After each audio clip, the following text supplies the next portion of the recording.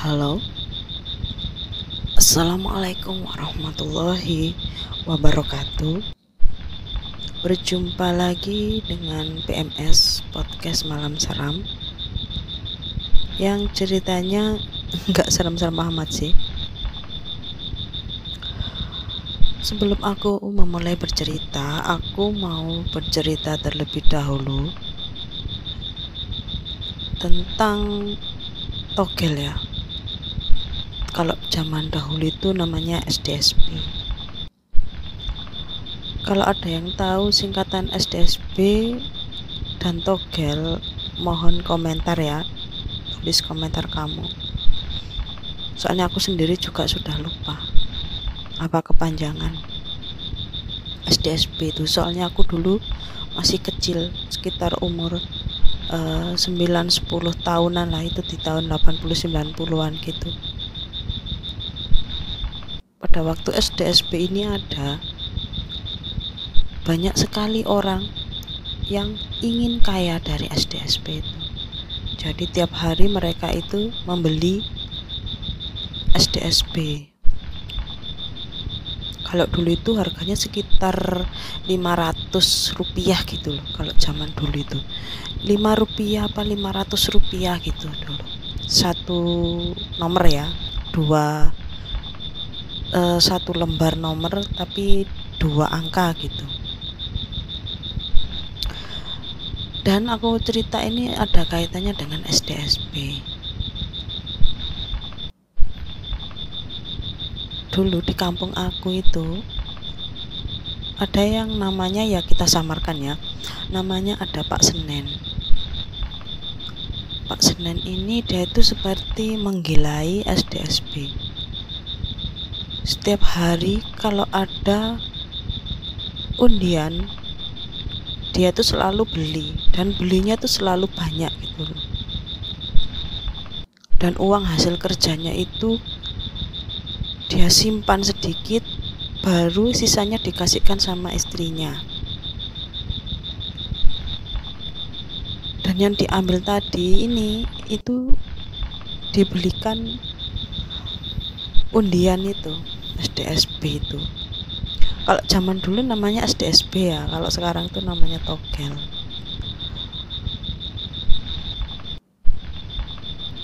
Jadi kalau dulu itu Pak Senen itu kayak apa-apa itu selalu ditafsirkan gitu loh. Hari ini dia lihat apa, dia lihat di buku tafsir mimpi, kan ada itu bukunya togel tafsir 1001 mimpi itu kan. Langsung ditomboki, langsung dibeli ya nomornya itu. Kalau malam ada binatang apa yang datang ke rumahnya gitu, seperti kupu-kupu, keper atau apa gitu, dia langsung tomboki gitu. Binatang-binatang pun yang dia temui di jalan itu dia tafsirkan lagi nomor berapa, terus dia tomboki gitu. Jadi semuanya itu yang datang sama dia itu selalu ditafsirkan sama dia untuk ditomboki gitu. Nah, pada suatu hari ada temannya Pak Senen, namanya kita kasih nama Pak Andi ya. Kasih nama Pak Andi ini. Dia itu datang bertamu ke rumah Pak Senen. Rencananya dia itu mau ngajak mancing. Tapi Pak Senen ini orangnya nggak suka mancing, ya kan. Dan Pak Andi ini tahu kalau Pak Senen ini suka sama nomor, jadi di rumahnya itu banyak ramesan gitu. Kalau diramesi ya, nomor itu kalau keluar, kalau ada firasat apa yang datang gitu, terus diramesi, ada rumus-rumusnya. Nah, kalau kita main rumus itu namanya ngeramesi, ya kan. Saya tahu tuh dulu, soalnya saya tuh sering di kampung saya itu dulu di Malang itu banyak orang yang suka judi togel itu, SDSB zaman dahulu. Kalau sekarang kan togel. Jadi saya tuh tahu cara ngeramesi ya gitu. Rumusnya apa gimana itu selalu ada gitu. Nggak tahu itu dari mana, itu ilmunya saya pun juga nggak tahu. Pak Senen ini kalau dibilang sering dapat juga sering, dan nggak dapat pun dia tuh sering gitu loh. Jadi ada kalanya dia tuh menang, ada kalanya dia tuh kalah gitu. Namanya juga judi. Dan Pak Andi ini waktu datang ke rumahnya dia itu seperti ngeramesi loh, seperti orang yang kalau anak sekolah itu lagi sinau gitu loh, lagi belajar gitu loh. Ya seperti itu, sambil pakai kacamatanya yang hitam, dia tuh seperti serius gitu menulis nomor-nomor itu. Kemarin itu nomornya yang keluar apa, terus dia ramesi gitu. Jadi kalau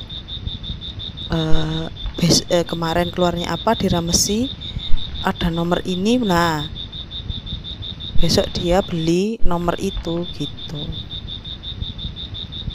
Lalu Pak Andi ini pun bilang sama Pak Senen, "Nen, dek kono lho ono nggen sing ngene, mesti kon dikei jebol kon." Nen, panggilannya Pak Senen ya, Nen. Di sana itu loh ada tempat yang sambil menunjuk jempolnya gini. Wis, kamu mesti jebol, maksudnya jebol itu kamu mesti dapat gitu loh. Sambil dia tuh gak melihat Pak Andi, dia tuh sambil terus meramasi, dia tuh menjawab, "Di endi? Di mana?" "Di sana loh." Terus akhirnya Pak Andi ini bercerita di mana letaknya, lokasinya itu di mana gitu. Aku gak tahu rono wandek kuniku. Aku gak pernah kesana dan gak pernah tahu gitu loh. Wis talah, akeh wong sing oleh teko kono ku. Akeh wong sing jebol tok kono. Sudahlah. Di situ tuh tempatnya cocok, banyak orang yang dapat di sana katanya.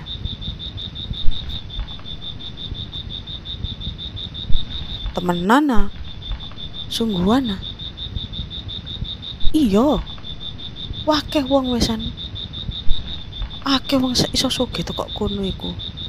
Banyak orang yang kaya dari situ. Katanya sering dikasih nomor kalau kamu mau tirakat di sana katanya. Wah yo, patut dicoba iku. Wah, bisa dicoba itu. Yo ayo tak terno. Ayo tak antarkan. Lah kapan? Dinone iki kapan? Iki onoke bukaan iki mben iki. Dino Rebo. Pembukaannya itu 2 hari lagi, hari Rabu. Jadi kapan kita mau ke sana? Ya meneh bengi, besok malam. Terus nggawa apa? Bawa apa? Wis talah, engko aku sing ngurusno. Nanti aku yang menguruskan, kata Pak Andi itu pada Pak Senen. Yang penting kamu jangan khawatir. Nanti kamu tak belikan umbi rampenya, kita antar ke sana, katanya gitu. Oh ya wis, Wis aku manut wis Ndik. Ya udah aku nurut lah Ndik, apa kata kamu, kata Pak Senen tadi.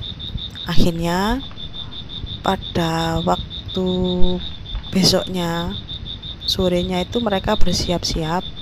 Mereka itu membawa dupa, dupo itu loh ya, dupa tiga apa itu namanya, 3 batang itu untuk dibakar di sana. Bawa bunga 7 rupa yang Pak Andi beli di toko kembang pinggir jalan itu sekalian ada sirihnya, ada orang buat nyusur itu mbako, ada juga kayak jambe, ada kayak pokoknya lengkap lah, ada kayak gamping itu yang putih-putih, ada yang pokoknya yang buat kayak kasih sesajen dulu gitu loh. Ada juga kopi yang disuruh buatin istrinya Pak Senen, ditaruh di diplastikin panas-panas gitu sambil bawa gelas. Akhirnya jam 10 malam mereka pun berangkat. Pak Andi ini dia mengajak satu orang temannya. Mereka memakai sepeda pancal ya, karena zaman dulu itu sepeda motor itu masih jarang gitu. Kalau nggak salah itu dulu itu masih musimnya Honda Astrea itu loh, Honda Astrea 80 apa 89 gitu, pokoknya itu super cup itu sudah paling bagus dulu itu. Karena kenapa saya ingat, soalnya ini kejadiannya di kampung saya waktu saya kecil dulu di Malang kota sana. Akhirnya mereka pun berangkat dengan mengayuh sepedanya, dan Pak Senen ini mengajak adiknya yaitu Pak Selasa. Jadi kalau ke sana itu harus orangnya genep gitu, nggak boleh 3 orang, nggak boleh 1 orang, harus 2 atau 4 orang, 6 orang gitu. Akhirnya mereka pun berempat ke sana, dan waktu di sana itu tempatnya jauh ya, sekitar 1 jaman mereka itu mengayuh sepedanya, itu nggak tahu di mana tempatnya. Katanya tuh di bawah jembatan, dan jembatan itu seperti ada sumur yang sudah ditutup sama bambu kayu-kayu gitu. Jadi kalau orang ndak peka gitu, kalau orang ndak tahu itu kayak semacam tumpukan kayu gitu ya, tapi kalau orang yang tahu itu di bawahnya itu sumur gitu, masih ada seperti bentukannya sumur gitu. Sebelum mereka memulai membakar dupa itu, Pak Andi ini dia itu menulis nomor di kertas ya. Jadi kertas yang dipotong kotak-kotak itu ditulis angka 1, 2, 3, 4, 5, 6, 7, 8, 9 dan 0. Itu dilindingkan pada korek api zaman dulu, bukan korek gas ya, korek api itu dilindingkan di situ kecil-kecil gitu, terus dimasukkan lagi ke tempatnya korek api tadi, ditaruh di situ. Pak Senen kan nggak pernah ya kayak gitu. Dia tuh tanya, nanti kalau kita itu mintanya gimana ya, kamu minta aja Nen, minta aja, saya mau minta nomor Mbah gitu aja. Oh gitu, iya, jadi kamu niatin diri kamu gitu loh.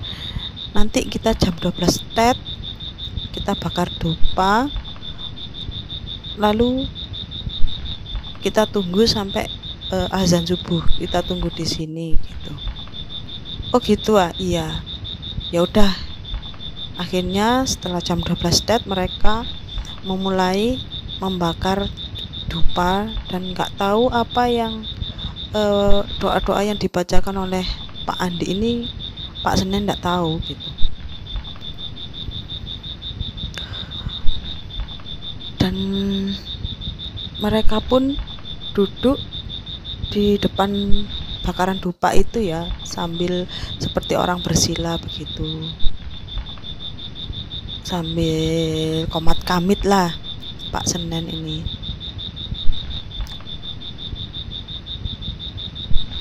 Setelah azan subuh mereka pun balik pulang ke rumahnya masing-masing. Dan Pak Senen pun masih sempat untuk tidur ya, soalnya nggak tidur gitu semua. Akhirnya setelah dia bangun tidur itu, dia mencoba membuka koreknya tadi, dan dia melihat ada beberapa nomor yang ada noda kotor gitu ya. Noda kotor ini ada 4 nomor gitu. Dan akhirnya Pak Senen ini menuliskan di kertas, dan sorenya dia membeli gitu. Ini nomornya kan nggak urut ya, jadi nggak tahu mana nanti nomornya yang bener itu yang mana. 4 nomor ini, misalnya ada nomor 1, 2, 3 ya, nggak mungkin kan kalau di sana tuh langsung keluar 1, 2, 3 itu kan nggak mungkin. Jadi dia tuh beli nomornya itu 1, 2, 3, 2, 3, 1, 321, 123, 2213, pokoknya diurutkan begitu terus gitu sampai menjadi sebuah angka gitu, 4 nomor ya itu. Kalau itu tembus, itu beli satu kupon undian itu, kalau dulu bisa dapat 1 juta gitu. Karena pada saat itu Pak Senen tidak punya uang, akhirnya dari sekian banyak nomor ini dia itu memilih nomor mana yang akan dibeli gitu, dengan sejumlah uangnya tadi. Kalau nggak salah itu uangnya itu ada 10.000 atau berapa gitu. Dan akhirnya kan undian itu kan malamnya ya, malam jam 12 tet itu, sehabis Kartolo kalau nggak salah itu, aku masih ingat di radio pengumumannya itu, di radio jam 12 tet. Jadi sebelum acara pengundian itu, aku tuh dulu masih kecil sering dengerin Kartolo gitu.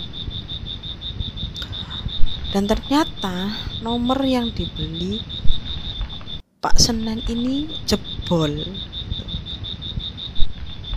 1 juta. Dan akhirnya Pak Senen pun seneng sekali gitu. Wah, memang betul katanya. Akhirnya setelah diurus, nggak tahu ngurusnya di mana, itu saya juga kurang tahu. Pak Senen ini mengadakan kayak semacam pesta kecil-kecilan gitu loh. Istrinya disuruh beli makanan, terus dibagi-bagikan sama tetangga-tetangganya, sama anak-anak kecil gitu. Dan akhirnya Pak Senen pun sudah nggak bekerja lagi. Kalau dulu itu duit 1 juta itu bisa buat beli sepeda motor kalau nggak salah. Soalnya saya dulu tuh juga nggak tahu 1 juta itu seberapa, itu nggak tahu. Pokoknya dulu itu dikasih uang jajan 500 itu paling banyak kok. 500 rupiah itu paling banyak sudah. Kalau istilahnya tuh 500 itu kayak 5.000, kayak 5.000, 8.000-an Kak.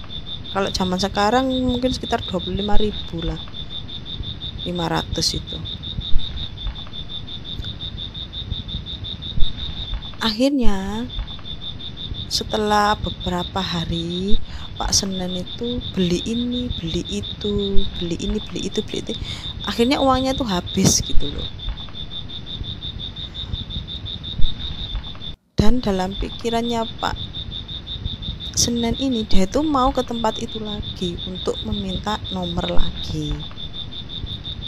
Dan sebelum dia mau berangkat, dia itu ngomong sama Pak Andi itu, katanya jangan ke sana lagi. Kalau kamu mau ke sana lagi nanti ada konsekuensinya. Sudahlah, itu saja gitu. Tapi di depan Pak Andi ini, Pak Senen ini manut gitu loh. Oh ya ya ya ya, ya udah nggak apa-apa, aku nggak kesana katanya. Tapi pada saat malamnya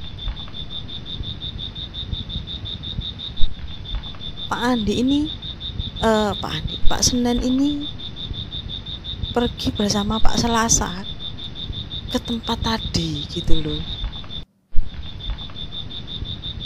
Dia membeli sendiri semacam dupa, semacam sirih, semacam bakunya buat nginang kopi, sama kembangnya itu.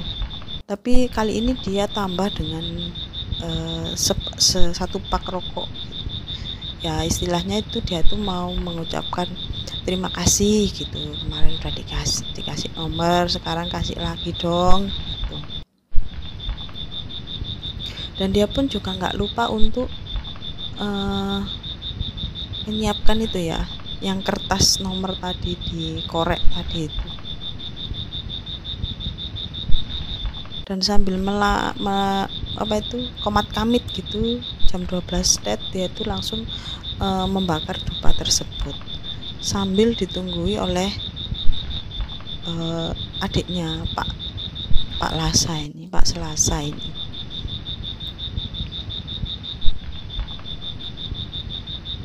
Seperti halnya kemarin ya, jam 4 waktunya orang subuh itu, azan subuh itu, Pak Senen pun balik pulang, dan dia pun langsung membuka di rumah, dia langsung membuka nomornya tadi.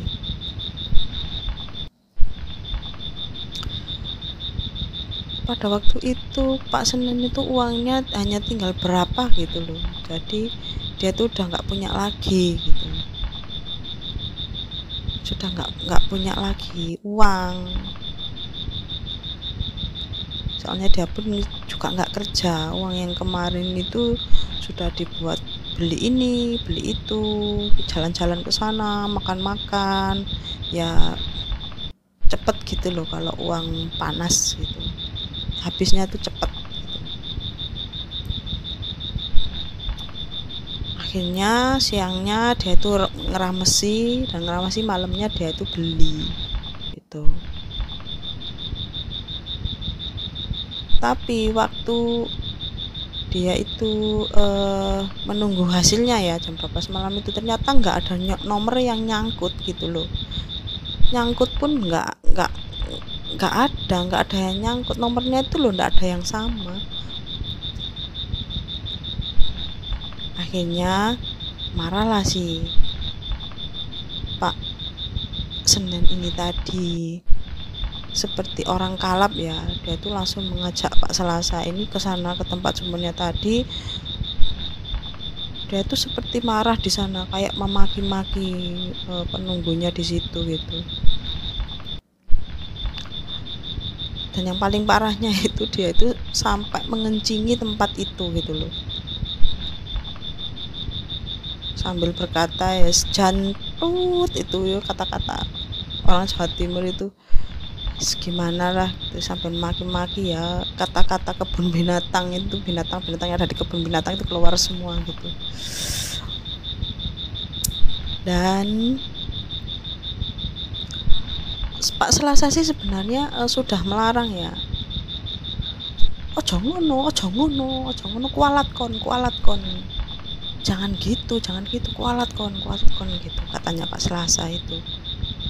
Wes gak peduli aku, nomor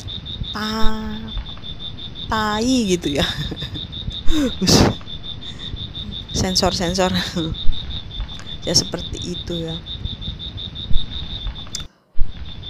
Wes kata-kata kotor itu selalu diucapkan. Setelah itu dia tuh balik memakai sepedanya, di jalan pun dia tuh masih tetap memaki-maki ya di jalan itu, sambil dilihatin banyak orang loh, kenapa orang itu katanya. Akhirnya sampai di rumah itu mereda ya, kayak sudahlah, mau diapakan lagi, memang udah mungkin rezekinya gitu ya kan. Dan setelah beberapa hari itu nggak terjadi apa-apa gitu. Dan ada suatu hari itu Pak Senen itu sedang mandi. Dia itu keramas ya, keramas gitu loh. Pada waktu selesai keramas itu dia tuh melihat di saluran air itu, loh kok banyak rambut panjang-panjang gitu ya katanya. Oh mungkin ini rambutnya istriku katanya. Jadi dia tuh nggak menghiraukan gitu. Dan setelah selesai mandi itu dia tuh mau buat kopi. Mau buat kopi itu kayak di telinganya ini seperti rambut yang ngeliwir gitu loh di telinganya. Jadi rasanya itu agak geli-geli gitu.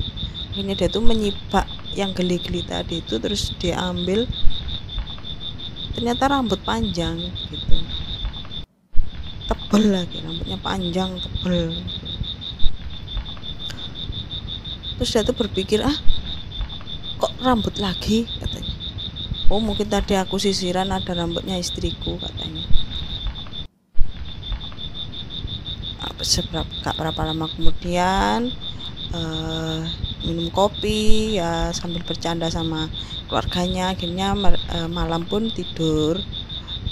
Pak Senen ini tidur terbawa mimpi, dan di dalam mimpinya ini dia itu melihat sesosok tante itu ya, tante Ki itu duduk di teras depan rumahnya sambil menghadap ke depan. Jadi Pak Senen ini hanya melihat belakangnya saja sambil menangis terseduh-seduh. Betapa kagetnya Pak Senen ini, sambil dia itu nggak bisa bergerak badannya, mau lari pun nggak bisa. Saat itu dia tuh merasa tangannya, badannya itu nggak bisa bergerak. Jadi diem gini.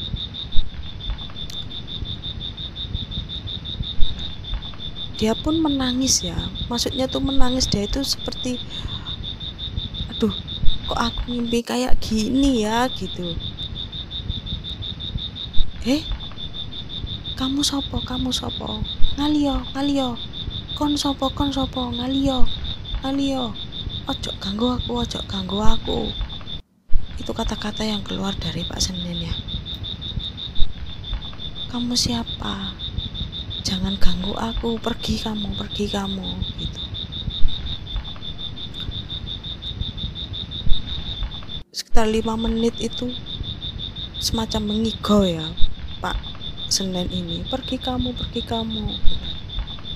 Dan waktu itu dia semakin melihat sosok tante ini yang duduk menghadap, yang membelakangi itu. Tiba-tiba itu kepalanya itu seperti memutar dan langsung menghadap ke arah Pak Senen. Pak Senen pun langsung menjerit, dan ternyata terbangun dia. Istrinya yang membangunkan. Dia tuh disiram pakai air dari dapur itu loh, dari kamar mandi, pakai gayung biur itu. Dia tuh terkejut, dia tuh langsung bangun gitu. Jadi nggak sempat melihat wajahnya tadi tante itu. Kamu ini kenapa toh pak turung lendurai, tidur kok mengigau katanya. Ya tak siram kamu pakai air, suaminya, kata istrinya itu begitu. Lalu Pak Senen pun menceritakan mimpinya itu. Halah wong ngimpi ngono ae wis nyebut ngono loh, nyebut. Kalau orang dulu kan enggak ada istighfar ya, kalau zaman dulu itu nyebut gitu loh. Nyebut itu maksudnya istighfar gitu. Nyebut gitu loh, nyebut apa gitu kan. Sudah tua nggak mau nyebut katanya istrinya itu. Mimpi itu sampai beberapa hari ya, Pak Senin itu selalu mimpi yang sama semacam itu, Akhirnya Pak Senin pun pergi ke rumahnya Pak Andi dan menceritakan kejadian yang sudah dilakukannya di sumur tadi. Akhirnya Pak Andi itu kan paham ya akan hal-hal seperti itu, tapi dia tuh nggak bisa untuk menolong Pak Senen ini. Akhirnya Pak Andi pun mengajak Pak Senen ke temannya yang mengerti akan hal tersebut, dan akhirnya Pak Senen ini dibawa kembali ke tempat itu, istilahnya itu untuk mengembalikan sosok yang tadi itu ke tempat itu, dan Pak Senen pun meminta maaf ya.